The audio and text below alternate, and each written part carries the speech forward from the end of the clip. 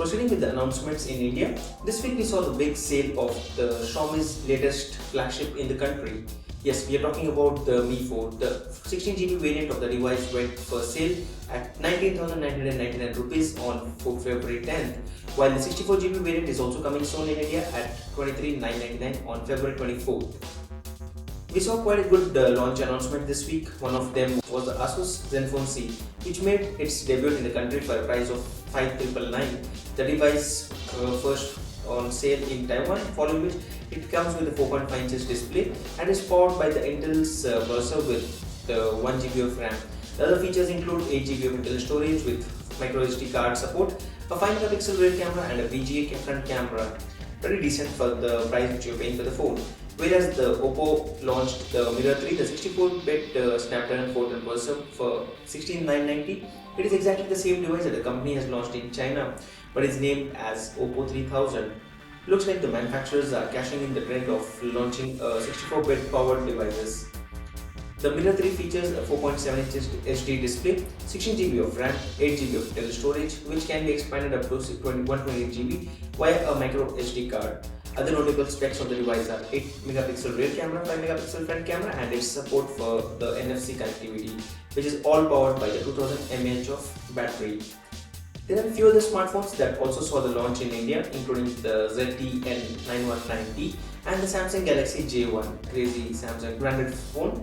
These are the basic devices which are the ZTE N19T is priced at just 7,000 rupees, which features a 5-inch display, a Snapdragon 200 chipset with 1GB of RAM, 4GB of internal storage and 8MP rear camera, VGA front camera and 2500 mAh battery. Pretty much a basic smartphone.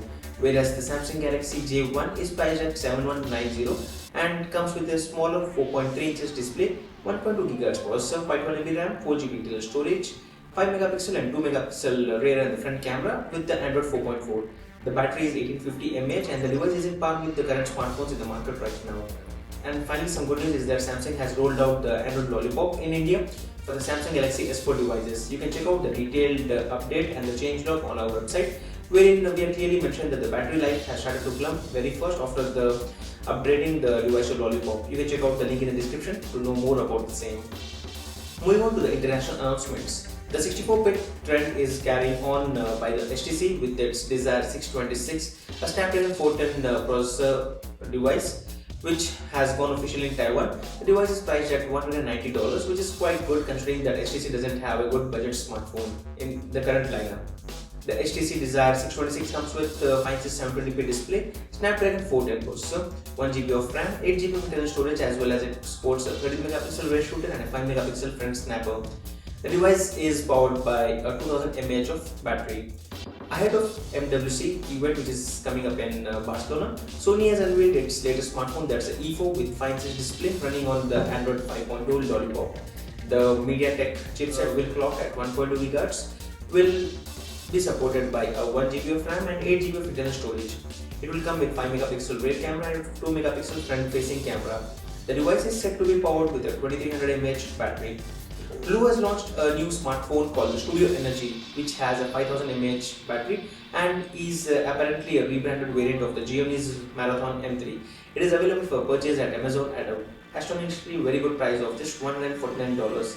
The device features a 5-inch 720p display and is powered with the quad-core MediaTek processor along with a 1GB of RAM, 8GB of internal storage, and along with which it comes with an 8MP rear camera and 2MP front camera.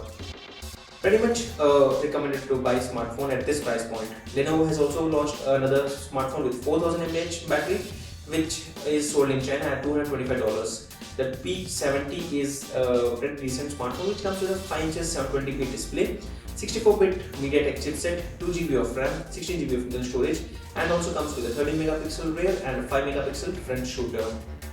On a side note, Ubuntu concept smartphones that we have heard about last year has finally come into the market.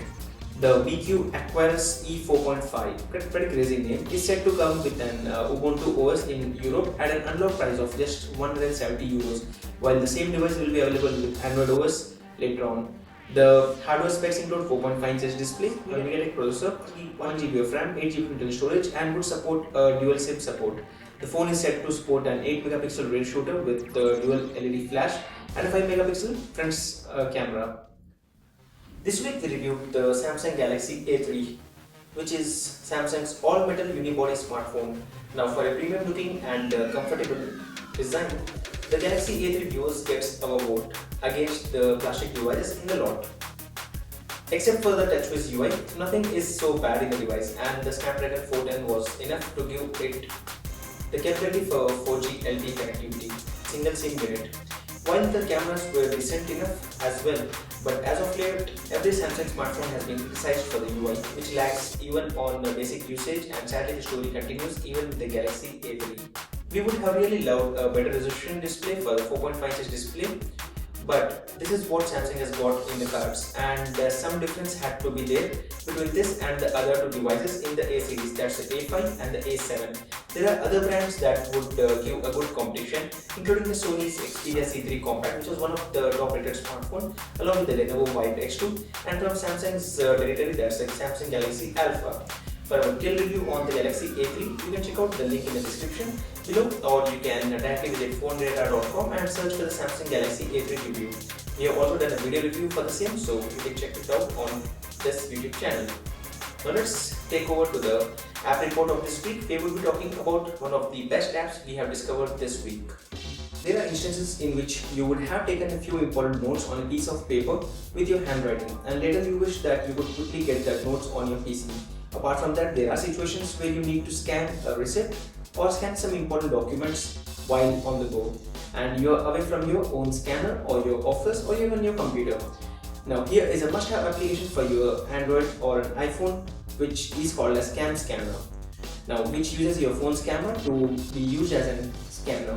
The interface is pretty simple, and you just have to capture the photo of the document, which would be later aligned and rendered, giving you the perfect scan you always wanted.